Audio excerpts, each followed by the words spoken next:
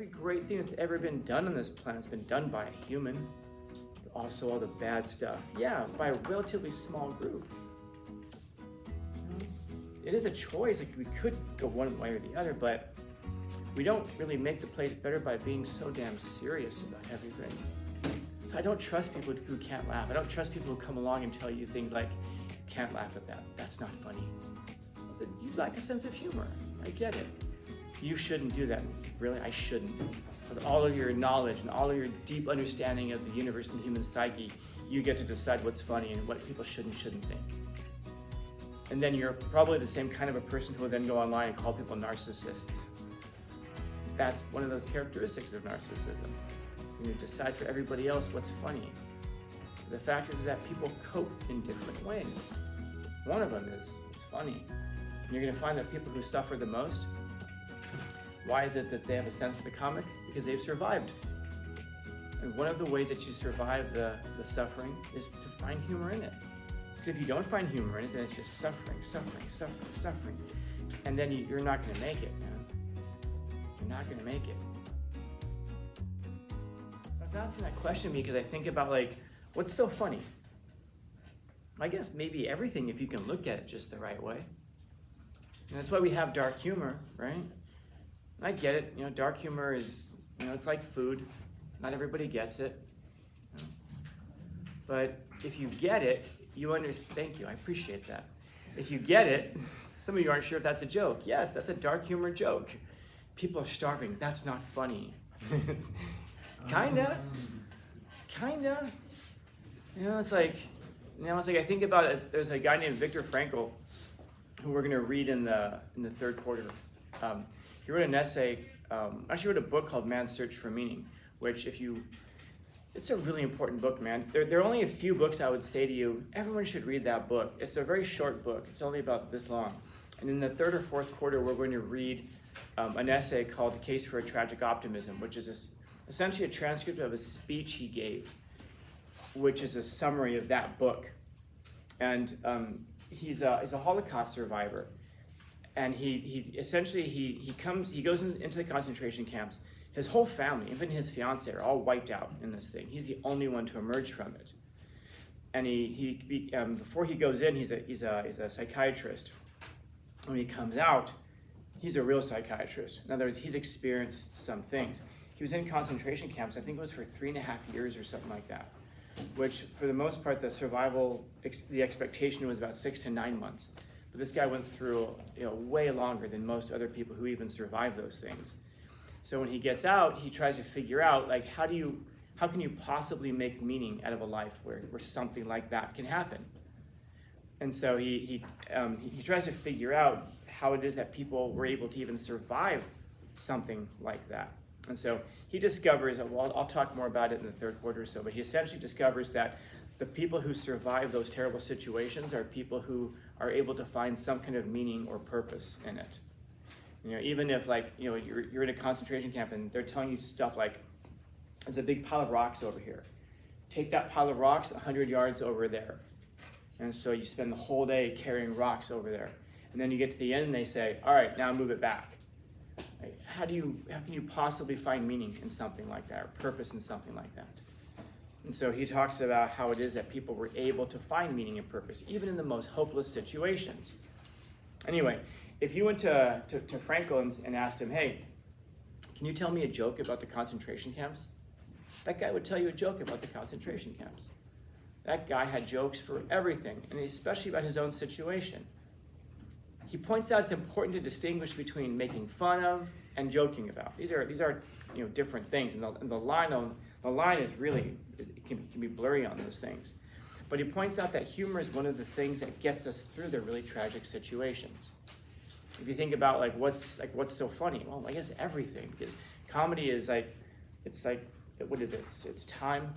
It's tragedy multiplied by time equals comedy. When enough time has passed, things can start to become funny. And it's not that it's actually funny. Like when you look at, like somebody asked me one time, what's gray and white and looks great on cops and firefighters? I asked, what? He said, the Twin Towers. I was like, I don't know, man. That's kind of, That's a little dark, man. And he thinks like, well, enough time has passed that it starts to become funny. It's not that you're making fun of the death of those folks, but it's like, well, how do you survive in a world where that kind of stuff happens? And how do you survive in a world where, like with the car crash, do you think that his sisters set out that day and were like, let's go have a car crash. Let's go have a tragedy. You know what'd be great today? Hear me out. A tragedy. Let's go have something terrible happen to us. No, but the fact is that, wherever they were going, it probably wasn't towards something tragic. I don't know if you've ever been like driving somewhere where you're going someplace where you expect to have fun, like maybe you're driving to Disneyland or even just to get something or whatever, and then all of a sudden there's a car crash. The point is that one of the reasons that bothers us so much is because it seems so damn random. Like it came out of absolutely nowhere. You never expected it. I went to the doctor's office. Well, I'll tell you that story another time. But think about like those tragedies that happen in your life. They tend to just come out of absolutely nowhere, and that suggests to us that the world is random, that the world is chaotic, it's unpredictable. And so, how is it that you can survive in a world that at any second a car can hit you or an asteroid can come through the sky? Someone could walk through that door. I'm going to say shooting, but that's kind of dark. Someone could walk through that door with an office summons, I don't know, something else.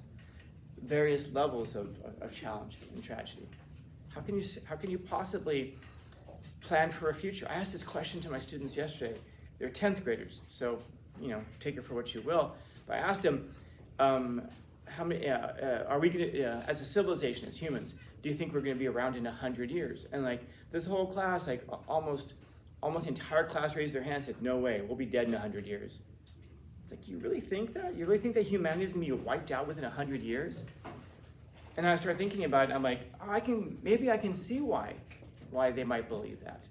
Because we're constantly being fed this stream of negative news. COVID-19 is going to kill everybody. You realize that, right? And what's the death rate? Turns out to be like a quarter of 1%, half of 1%. Well, we all know people who died from it. I don't know. We know people who died with it, sure. But before that, what was going to kill us all? Well, climate change was going to kill us all. I remember growing up, I remember global cooling actually was going to kill everybody. And then it was killer bees from Africa that were coming up to North America, which is interesting. They made TV shows about this. And I remember thinking as a little kid, how are bees coming over from Africa? That's like a long way away. It's not like they're coming north, Are they getting on a boat or something? That's a long flight, man. I can go through a whole list of things that were going to acid rain. Rain was coming from the sky. That was because of the pollution, that the rain was becoming acidic and was going to start eating away at buildings and it was going to tear your flesh from your bones. Literally. We're always encountering some kind of tragedy that the world's about to end. Yesterday I watched this video and there was a reference to the Council on Foreign Relations, which if you know what that is, you know what that is.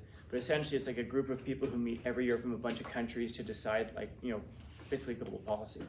And it was this compilation of like 3 minutes of just people from that organization saying, it's the crisis of this. And like real quick, they're quick cuts too. It's the crisis of low information. Oh, it's the crisis of bad information. It's the crisis of it. And they're just going crisis, crisis, crisis, crisis, crisis, crisis. Why? Because it gets your attention. Are there crises in life? Yeah. And they seem to come out of absolutely nowhere. Is life tragic? Well, yeah, of course it is. No matter how long it is, it's too short. Especially when you start finding the things that you really want to do. Is life suffering? Yes, of course life is suffering. But life is so much more than just those things, man. Those are the suffering and the crises. Those are the punctuation marks on it, man. But think about your daily life. How much good is there? How much beautiful is there? The very fact that you can find comedy and even suffering says something about us as humans. We find ways to survive. And if you're constantly being fed this and believing this message of chaos and death and world's going to end and an asteroid can hit us, and if that doesn't happen, then the ice caps are going to melt and we're all going to drown and we're going to release all this carbon dioxide in the atmosphere, and then the atmosphere is going to die. It's like, if you just get this constant barrage of just negative, negative, negative, negative, negative, then you start saying things like, we don't deserve dogs. Something silly like that. As though somehow dogs are great and wonderful and beautiful, and humans are just trash. And then, of course, that carries over to how we treat humans. We say things like, oh man, people suck. All of them? Your mom's a person, right? Well, everybody but my mom. Actually, no, some people will even put their mom in that category. But every great thing that's, every great thing that's ever been done on this planet has been done by a human. Also, all the bad stuff, by a relatively small group. It is a choice. Like, we could go one way or the other, but we don't really make the place better by being so damn serious about everything. So I don't trust people who can't laugh. I don't trust people who come along and tell you things like, you can't laugh at that. That's not funny. Well, you lack a sense of humor. I get it. You shouldn't do that. Really, I shouldn't.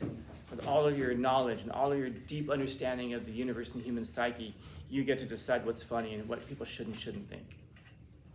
And then you're probably the same kind of a person who will then go online and call people narcissists. That's one of those characteristics of narcissism. You're going to decide for everybody else what's funny. But the fact is that people cope in different ways. One of them is funny. And you're going to find that people who suffer the most, why is it that they have a sense for the comic? Because they've survived.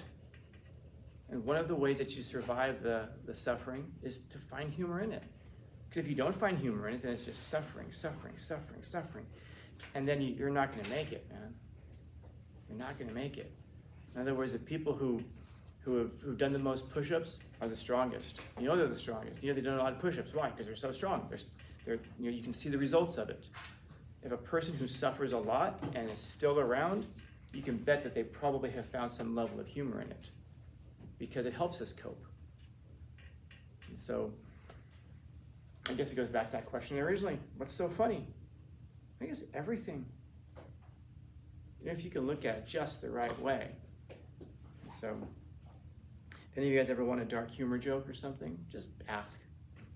If you're ever walking by outside on a hall pass, going to the bathroom, and you're walking by my classroom and you're bored, poke your head in and ask me for a dark humor joke. No matter what I'm doing, I'll stop right in the middle of a sentence and I'll give you a dark humor joke.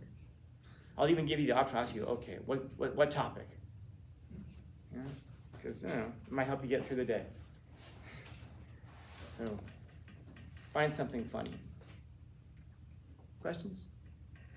Comments, concerns, complaints, criticisms, critiques?